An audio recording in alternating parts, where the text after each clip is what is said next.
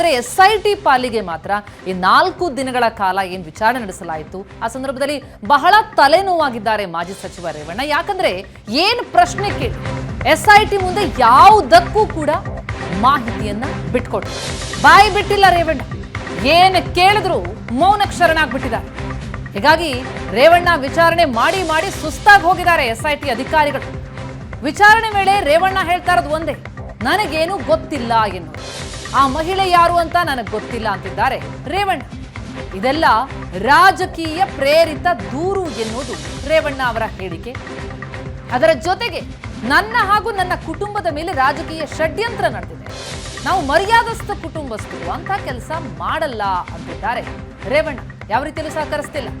ಇನ್ನು ಆರೋಗ್ಯ ಸರಿ ಇಲ್ಲ, ನನ್ನ ಜಾಸ್ತಿ ಮಾತಾಡಿಸ್ಬೇಡಿ ಅಂತಲೂ ಹೇಳ್ತಾ ಇದ್ದಾರೆ. SIT ರೇವಣ್ಣ ಅವರ ಮುಂದೆ ಪ್ರಶ್ನೆಗಳ ಸುರಿಮಳೆ ಮಾಡ್ತಾ ಇದೆ. ಹಲವು ಪ್ರಶ್ನೆಗಳನ್ನ ಕೇಳಲಾಗ್ತಾ ಇದೆ. ಯಾವ ಪ್ರಶ್ನೆಗಳಿಗೂ ಕೂಡ ರೇವಣ್ಣ ಅವರಿಂದ ಸಮರ್ಪಕವಾದಂತ ಉತ್ತರ ಬರ್ತಾ ಇಲ್ಲ. ನನಗೇನೂ ಗೊತ್ತಿಲ್ಲ, ನಾನೇನೂ ಮಾಡಿಲ್ಲ ಅನ್ನೋ ಉತ್ತರವನ್ನೇ ಕೊಡ್ತಾ ಇದ್ದಾರೆ. ಆರೋಗ್ಯ ಸರಿ ಇಲ್ಲ ನನಗೆ, ನನ್ನನ್ನ ಜಾಸ್ತಿ ಮಾತಾಡಿಸ್ಬೇಡಿ ಅಂತ SIT ಮುಂದೆ ಮಾಜಿ ಸಚಿವ ರೇವಣ್ಣ ಕೇಳಿದ್ದಾರೆ. SIT ಅಧಿಕಾರಿಗಳಿಗೆ ಬಹಳ ದೊಡ್ಡ ತಲೆನೋವಾಗಿದೆ. ಸತತ ವಿಚಾರಣೆ ಮಾಡಿ ಸುಸ್ತಾಗಿದ್ದಾರೆ SIT ಅಧಿಕಾರಿಗಳು. ಯಾಕಂದ್ರೆ ವಿಚಾರಣೆ ಸಂದರ್ಭದಲ್ಲಿ ಕೇಳಿದಂತ ಯಾವ ಪ್ರಶ್ನೆಗಳಿಗೂ ಕೂಡ ಸರಿಯಾದ ಉತ್ತರ ರೇವಣ್ಣ ಅವರಿಂದ ಬರ್ತಾ ಇಲ್ಲ. ಮೇಲಾಗಿ ಆರೋಗ್ಯ ಸರಿ ಇಲ್ಲ ಅಂತ ಹೇಳ್ತಾ ಇದ್ದಾರೆ. ನನಗೆ ಆರೋಗ್ಯ ಸರಿ ಇಲ್ಲ, ನನ್ನನ್ನ ಜಾಸ್ತಿ ಮಾತಾಡಿಸ್ಬೇಡಿ ಅಂತ SIT ಅಧಿಕಾರಿಗಳಿಗೆ ಹೇಳ್ತಾ ಇದ್ದಾರೆ. SIT ಅಧಿಕಾರಿಗಳು ವಿಚಾರಣೆ ಮಾಡಿ ಮಾಡಿ ಸುಸ್ತಾಗಿದ್ದಾರೆ. ಆದ್ರೆ ಯಾವ ಪ್ರಶ್ನೆಗೂ ಕೂಡ ಅವರಿಂದ ಉತ್ತರ ಸಿಗ್ತಾ ಇಲ್ಲ. ಈ ಬಗ್ಗೆ ಡೀಟೇಲ್ಸ್ ಕೊಡ್ತಾರೆ ನಮ್ಮ ಕ್ರೈಮ್ ರಿಪೋರ್ಟರ್ ಮಂಜು. ಈಗ ಸಂಪರ್ಕದಲ್ಲಿದ್ದಾರೆ. ಮಂಜು, 4 ದಿನಗಳ ಕಸ್ಟಡಿಯಲ್ಲಿದ್ರು SIT ಅಧಿಕಾರಿಗಳ ಪ್ರಶ್ನೆಗಳಿಗೆ ಉತ್ತರಿಸಬೇಕಾಗಿತ್ತು ರೇವಣ್ಣ ಅವರು ಯಾವ ಪ್ರಶ್ನೆಗೂ ಉತ್ತರ ಕೊಡ್ಲಿಲ್ಲ ಅನ್ನುವಂಥ ಮಾಹಿತಿ ಲಭ್ಯ ಆಗ್ತಾ ಇದೆ. SIT ಅಧಿಕಾರಿಗಳಿಗೆ ಇದು ಬಹಳ ದೊಡ್ಡ ತಲೆನೋವು ಅಂತ. ಯಾಕಂದ್ರೆ ಅವರು ತೆಗೆದುಕೊಂಡಿದ್ದೇ ಕಸ್ಟಡಿಗೆ, ಪ್ರಶ್ನಿಸಬೇಕು, ಎಲ್ಲ ವಿಚಾರಗಳನ್ನ ಹೊರಗಡಬೇಕು ಅಂತ. ಆದರೆ ಏನು ಸಾಧ್ಯ ಆಗ್ತಾ ಇಲ್ವಾ? ಈ ರೀತಿ ಆರೋಗ್ಯದ ವಿಚಾರವನ್ನ ಮುಂದಿಟ್ಕೊಂಡು ರೇವಣ್ಣ ಬಾಯಿ ಬಿಡದೆ ಇರುವಂತದ್ದು SIT ಅಧಿಕಾರಿಗಳಿಗೆ ಸಮಸ್ಯೆ ಆಗಿದೆ ಅಂತಂದ್ರೆ ಮುಂದಿನ ಹೆಜ್ಜೆ ಏನಿರುತ್ತೆ SIT ಅಧಿಕಾರಿಗಳಿಂದ? ಹೇಗೆ ಬಾಯಿ ಬಿಡಿಸ್ತಾರೆ ಹಾಗಿದ್ರೆ ಇಂಥ ಸಂದರ್ಭದಲ್ಲಿ? ಪ್ರತಿಮಾ, ಹೌದು, ಪ್ರಮುಖವಾಗಿ SIT ತಂಡ 4 ದಿನ ಏನು ವಿಚಾರಣೆ ಅಂದರೆ ಕಸ್ಟಡಿಗೆ ಪಡ್ಕೊಂಡಿದ್ರು. ಕಸ್ಟಡಿಯಲ್ಲಿ ಸಾಕಷ್ಟು ವಿಚಾರಣೆಯನ್ನು ಮಾಡೋದ್ರ ನಿಟ್ಟಿನಲ್ಲಿ ಕೂಡ ಮುಂದಾಗಿದ್ರು. ಅಲ್ಲಿ ಸ್ಪಷ್ಟವಾದಂಥ ಉತ್ತರಗಳು ಸಿಕ್ಕಿಲ್ಲ. ಪ್ರಮುಖವಾಗಿ ಚಾರ್ಜ್ ಶೀಟ್ ಸಲ್ಲಿಕೆ ಮಾಡಬೇಕಾಗುತ್ತೆ. ಚಾರ್ಜ್ ಶೀಟ್ ಸಲ್ಲಿಕೆ ಮಾಡುವಂಥ ಸಂದರ್ಭದಲ್ಲಿ ಹೇಳಿಕೆಗಳನ್ನು ಮತ್ತು ಆ ಒಂದು ಪ್ರಕರಣಕ್ಕೆ ಸಂಬಂಧಪಟ್ಟಂತೆ ಏನೆಲ್ಲ ಆಗಿದೆ ಅನ್ನೋದನ್ನು ಕೂಡ ಉಲ್ಲೇಖ ಮಾಡಬೇಕಾಗುತ್ತೆ. ಈ ಸಂದರ್ಭದಲ್ಲಿ ಇವರ ಸ್ವಇಚ್ಛಾ ಹೇಳಿಕೆ ಕೂಡ ಸಾಕಷ್ಟು ಪ್ರಮುಖ ಆಗುತ್ತೆ.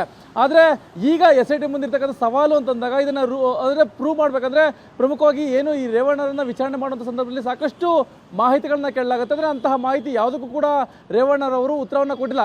ಸದ್ಯ ಇದಕ್ಕೆ ಸಂಬಂಧಪಟ್ಟಂತೆ ಈಗ SITಗೆ ಮುಂದಿನ ಸವಾಲುಗಳು ಅಂತ ಅಂದಾಗ SIT ತನ್ನ ಆ ಸಾಂದರ್ಭಿಕ ಒಂದು ಪ್ರಕರಣ ಇರುತ್ತೆ, ಆ ಪ್ರಕರಣದ ಮೇಲೆ ತನಿಖೆಯನ್ನು ಮಾಡ್ತಾ ಹೋಗ್ತಾರೆ.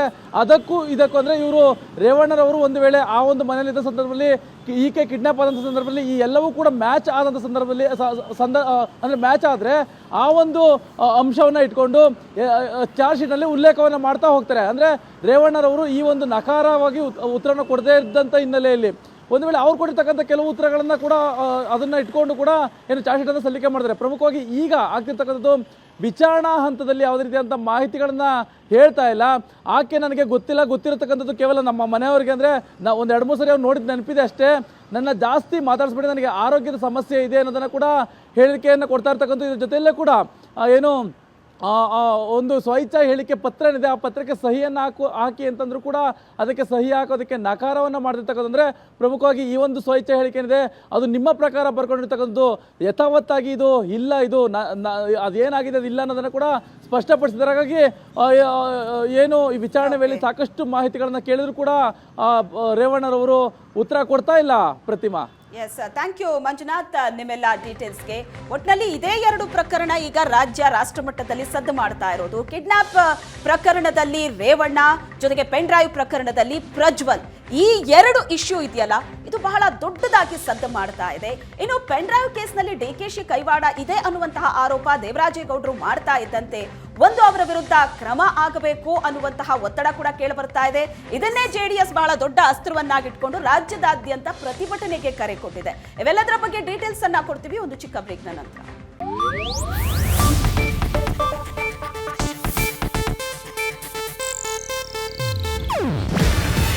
ಇದು ಏಷ್ಯಾನೆಟ್ ನ್ಯೂಸ್ ನೆಟ್ವರ್ಕ್ ಪ್ರಸ್ತುತಿ. ನೀವು ನೋಡ್ತಿದ್ದೀರಾ ಏಷ್ಯಾನೆಟ್ ಸುವರ್ಣ ನ್ಯೂಸ್.